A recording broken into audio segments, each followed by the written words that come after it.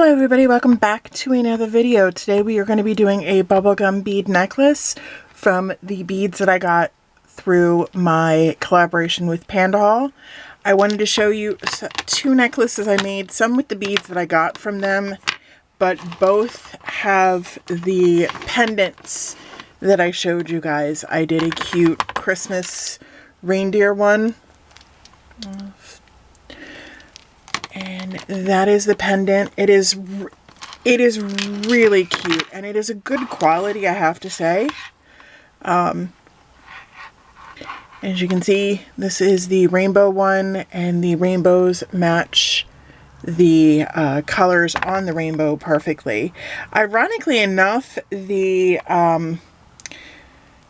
toggle that I used on both of these actually came from Pandahall on Amazon that I purchased myself, and I didn't realize it until I went to open the package. But these are the necklaces that I used the pendants with. They're very cute. They're not incredibly heavy. I mean, they do have weight to them. They're not weightless, but they're nice grade silicone. And it's not going to hurt your little one if she decides to chew on this. I probably wouldn't recommend it. But honestly, it's a good quality and a really cheap price for these. So I'm really happy I got them.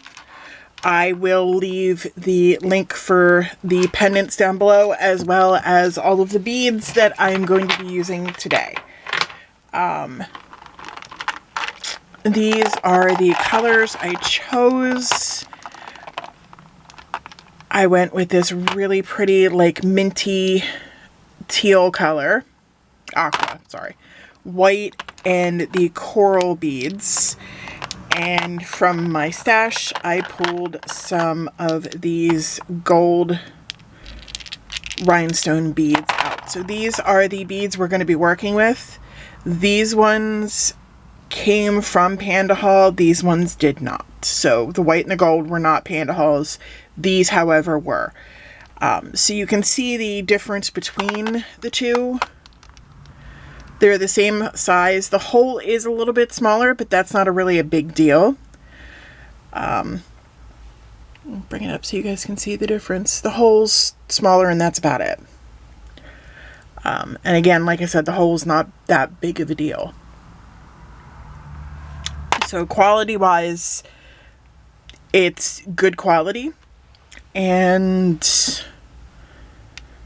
like I said when I was giving my initial impressions, the hole is drilled straight through, which is really great because the white ones that I pulled out, two of the ones that I had pulled out did not have the holes drilled straight through. So I had to put them off to the side and hopefully get my husband to drill the rest of the holes through.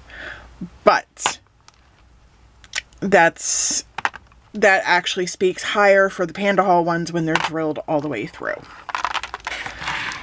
I'm going to say this now, and this is just a tip for you guys. What I tend to do when I'm laying out multiple projects is I will lay out what I want to do, and then I'll take a picture of it. So you guys can see there, I have the necklace laid out. And I then take this and I'll follow along with it when I'm going to make it again later. The supplies you're going to need are some beads. You're going to need spacer beads, crimper beads, toggle and clasp sets, wire. You're going to need wire cutters. I don't remember which one of these is my good pair, so both of them are out. And you're also going to need a crimping tool. I got this one from Michael's years ago.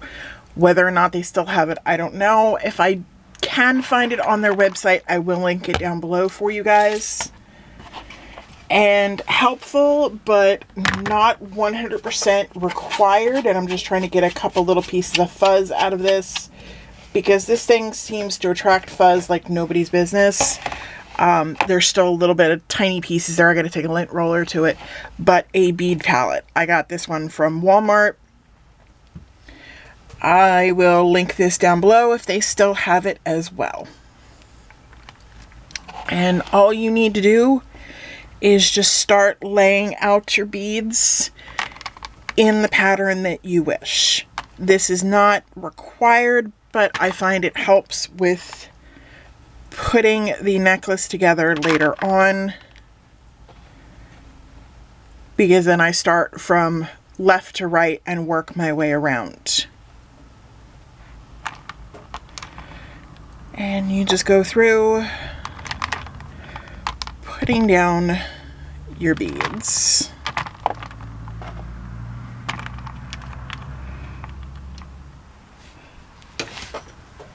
I just dropped one.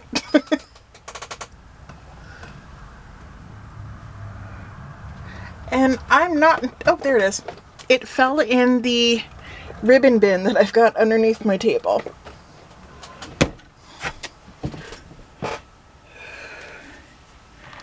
And I realized I made a mistake. Also, why this is good. Before you bead, you can see where your mistakes lie if you pre-lay everything out. I tend to like to stop my necklaces at about 10 inches up here. And when I'm piecing them out, I put them on these little trays that I get at Dollar Tree. They're in the school section. So that is the laid out project. And then I need to buy more spacer beads because that's all I have of gold. And I put a couple of the really big ones up at the top. That's what I like about this bead board, is that there are spaces for all of the items that you're going to need to make your project right there on the board. All right. Now to cut your ribbon,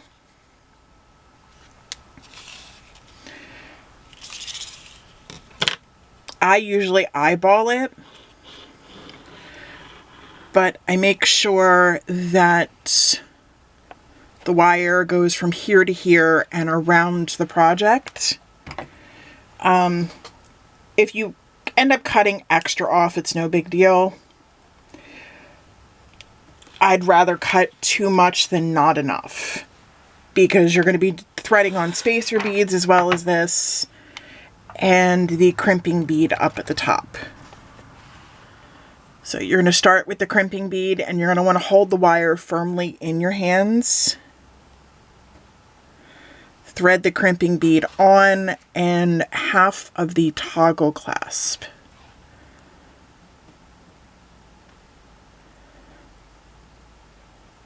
Put the wire back through your crimping bead. It takes a little bit of finagling to get it. You want to make sure you have a little bit extra hanging out from underneath the crimping bead, because if you get it exactly there, a little bit of stretch is going to pull that straight through. I've had that happen. Some of my first ones that it did that. So you're going to start the crimping at the back, where you can see it's got that, and it'll do this to it. And then you're going to come to the front spot, and that folds it back in on itself. So this is what you want your crimping bead to look like. You can put a crimping bead cover on it. I don't bother with those, but it's honestly up to you. It's personal preference at this point. And then I'll thread one of the big spacer beads on. And then it's a matter of just taking your beads in order, which is where this bead board comes in handy. You take a bead and a spacer bead, and you keep going on like this. I'm actually going to be pausing this and finishing the necklace off camera and then coming back to show you guys how to finish it off. But again, it's just bead, spacer bead, bead, and you keep going on like that. So I will be right back to show you guys how to finish this off. A few moments later. Alright, we're back. I'm just putting the last of these smaller spacer beads on, as well as the last bead, and then I'm going to put the last of the bigger spacer beads on. Honestly, guys, these beads are great. I am really, really pleased with them. The website says that all of their supplies are handmade. And for handmade, I've never seen quality like this, honestly.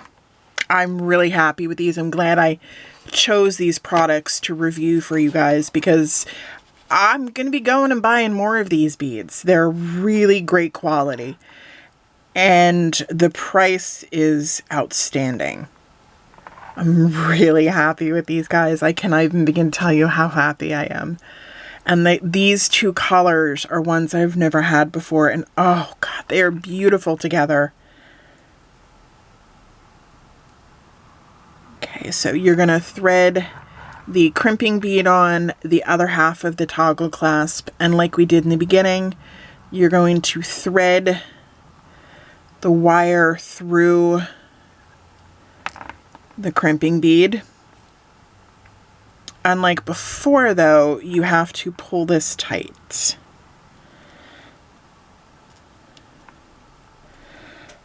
But before you get it fully tight, you are going to want to thread that wire through a couple of the beads.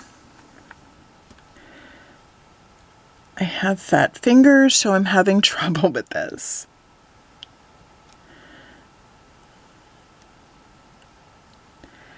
All right, there we go.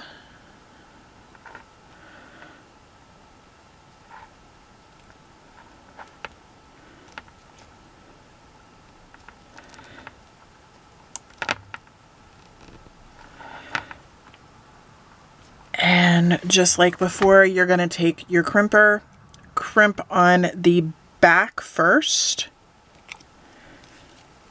That crimps the bead down around both ends of the wire. And the front just closes it all up to make it as small as humanly possible.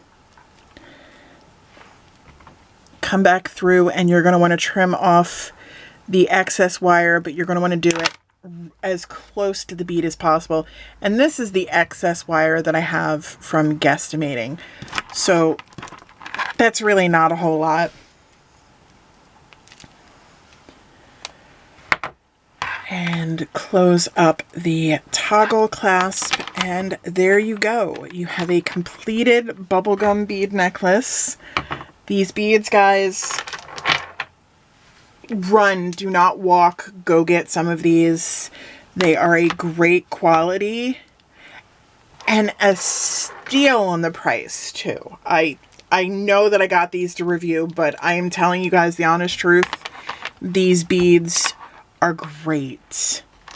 I have so many. I have one of those Michael's dupes of the Alex drawers for all my beads. And when I say I have a lot of beads, I have a lot of beads because I have one of those 5-drawer units solely for my beads. And I've tried ones from Etsy, I've tried ones from Amazon, and now I have the ones here from Pandahall. And these are phenomenal quality. Honest to God, guys, please just go get them. You will not regret it. I am really, really happy with these. And I'm really happy with how this one turned out. There you guys go. Thank you for tuning in. I really appreciate it.